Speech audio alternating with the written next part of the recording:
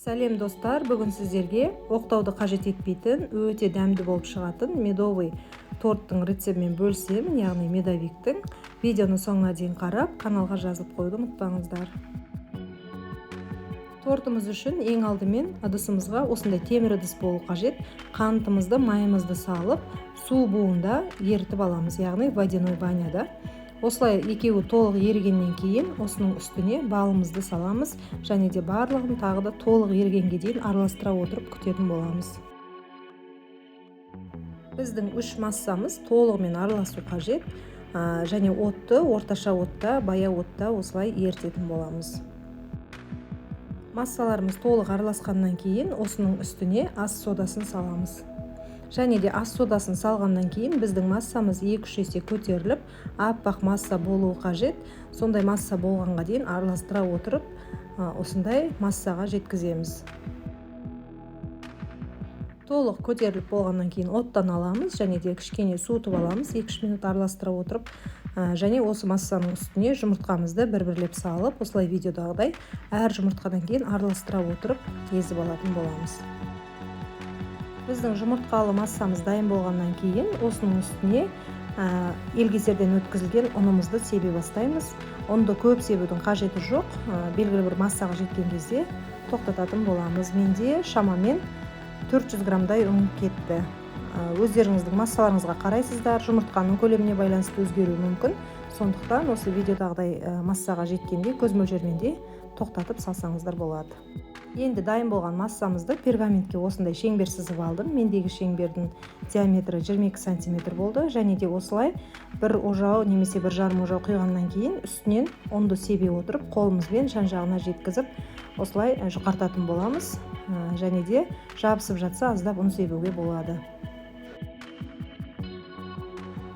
Барлық қамырларымызды, корждарымызды осылай істеп шығатын боламыз. Сіздерге түсінікті болу үшін тағы да екінші рет қайталап өтуді жөн көрдім. Ожауымызбен осылай құйып аламыз белгіленген шеңберге, және жеткіліксіз болып жатса тағы да қосуға болады, және үстінен ұн себе отырып осылай жаймалап шығамыз. Дәл осы жолмен жасап көріңіздер, корждарыңыз ерекше жұмсақ болып шығады, және де кремі сіңу үшін бір түн қалдырудың қажеті жоқ.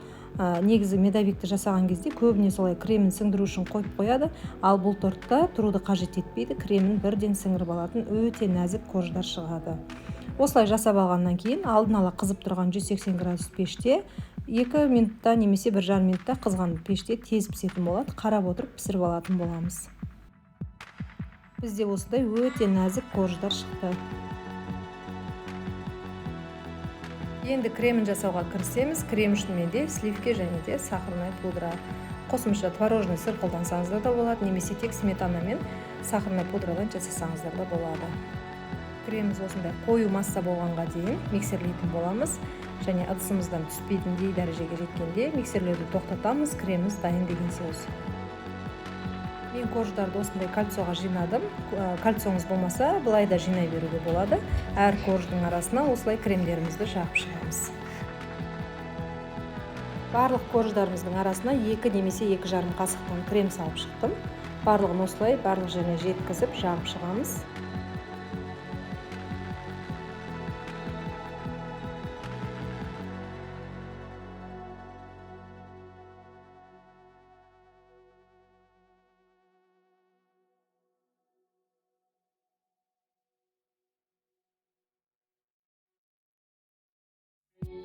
Торттарымыздың жан-жағын әсемдеу үшін мен бір коржды блендерден өткізіп үгітіп алдым, және де осылай жан-жағына жағып шығатын боламыз. Тортты әсемдеу өз еріктеріңізде, былай жақпай-ақ тек креммен қаптап қойсаңыздар да болады. Мен замороженный малина салдым бетіне, свежий малина немесе клубникамен әсемдесеңіздер болады. Тортымыз өте керемет болып шықты. Торттың толық рецебін осы видеоның астындағы описание бөліміне жазып кететін боламын. Көріп тұрғандарыңыздай біздің тортымыз өте әдемі болып шықты, және де кескен кезде бірден жұмсақ екені көрініп тұр. Видеодан ақ бір түн қалдырудың қажеті жоқ екені видеодан да көрініп тұр деп ойлаймын. Жасап көріңіздер, балапандарыңызды қуантыңыздар. Сіздерге ұнайды деген сенімдемін. Сіздермен болған Гүлназ. Менің каналыма жазылуды ұмытпаңыздар. Басқа да видео рецепттерді көре аласыздар. Ас болсын.